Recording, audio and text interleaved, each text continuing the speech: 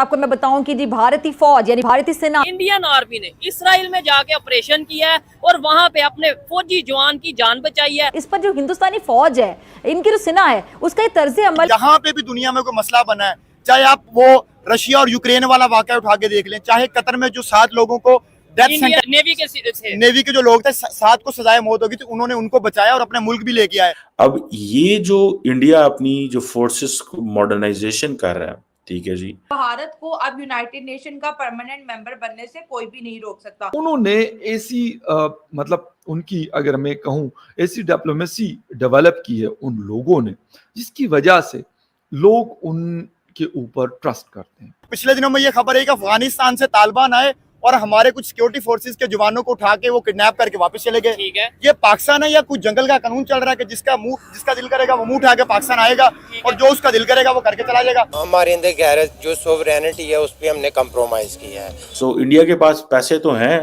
तो वो they want to give a message to their forces कि पाइन हम आपके साथ हैं। लेकिन वो इस इशू पे बात नहीं करते, जब भी जाते हैं कटोरा लेके चले जाते हैं कि भाई हमारा कटोरा खाली है, इसको भर दो। तो भारत ने ये पॉइंट उठाया कि अगर हम तीसरे नंबर पर दुनिया में मोस्ट पावरफुल हैं, अब जो है यूनाइटेड नेशन सर जोड़ के बैठ गई है। Israel and Americans want India shall supply Hamas 900 drones to Israel. और देखिए उन्होंने सिर्फ और सिर्फ अपने आर्मी के लोगों को नहीं बचाया, बल्कि सिविलियंस हो या उनके कहीं से भी कोई लोग हों जो कि इंडियन नेशनलिटी रखते हैं, उनको वो हमेशा से। दोस्तों, भारतीय सेना ने इजराइल के सैनिकों की जान बचाई है, इसलिए पाकिस्तान मीडिया क्या बोल रहा है जरा देखते हैं। खबर आ रही है कि इंडियन फोर्सेस ने, इंडियन आर्मी ने जाके इसराइल में ऑपरेशन किया है और वहां से अपने फौजी जवान की जान बचाई है। ये पूरी दुनिया को एक बहुत बड़ा मैसेज है। क्या कहना चाहेंगे इसके? सबसे पहले तो मैं यही कहूंगा कि ये कोई छोटी खबर नहीं है, ये बहुत बड़ी खबर है।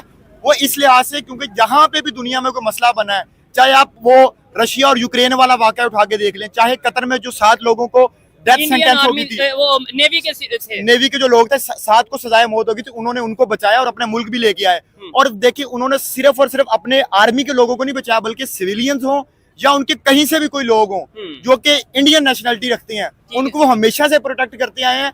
बेशक किसी मुल्क के साथ उनकी ट्रेड चल रही है या उनके साथ जैसे भी ताल्लुकात हैं, लेकिन अगर हमारी तरफ आ जाए तो हमारे कितने ऐसे लोग हैं जो सऊदी अरब की जेलों में कैद हैं, जो यूएई की जेलों में कैद हैं, क्या हम उनके लिए अभी तक कुछ कर सके हैं? और मेरा नहीं ख्याल कि हम उनके लिए कुछ भी कर पाएंगे।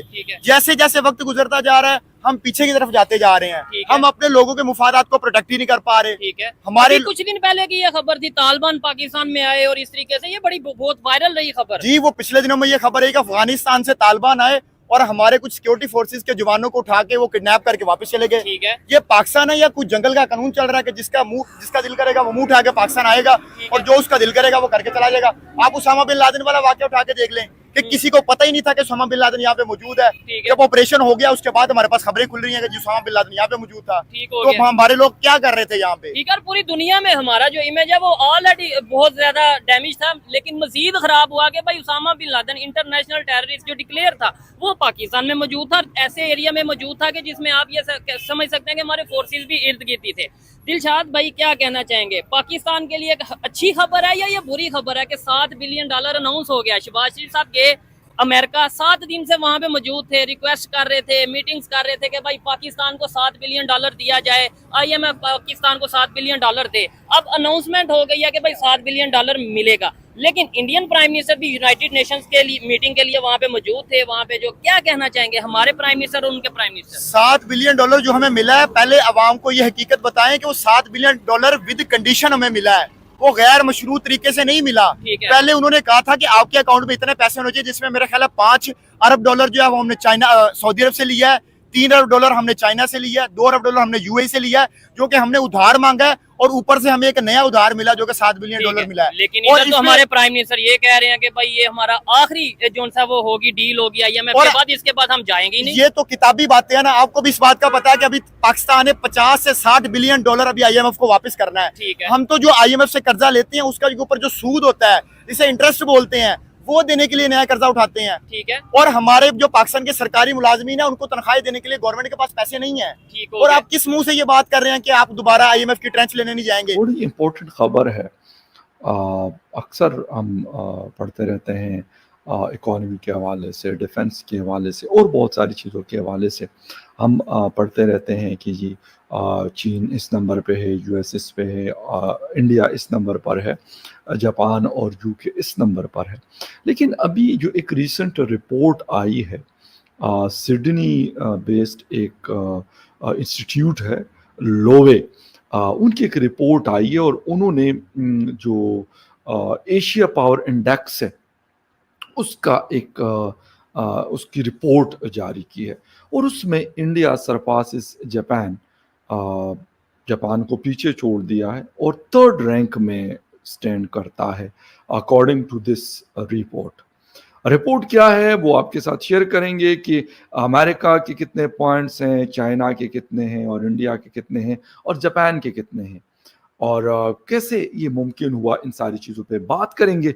और इसकी डिटेल में जाने से पहले आपसे रिक्वेस्ट करेंगे कि जिन जिन लोगों ने मेरे चैनल को सब्सक्राइब नहीं किया प्लीज़ चैनल को सब्सक्राइब करना, बेल और लाइक का बटन दबाना ना भूलें। बात हम कर रहे हैं इस वक्त एक इम्पॉर्टेंट डेवलपमेंट है और वो है जी इंडिया के लिए एक बड़ा इम्पोर्टेंट माइलस्टोन है। दुनिया के बहुत सारे कंट्रीज़ जो हैं वो शायद कोशिश करते हैं कि इस तरह की चीज़ें वो अचीव कर सके, लेकिन शायद कम की किस्मत में ये होता है।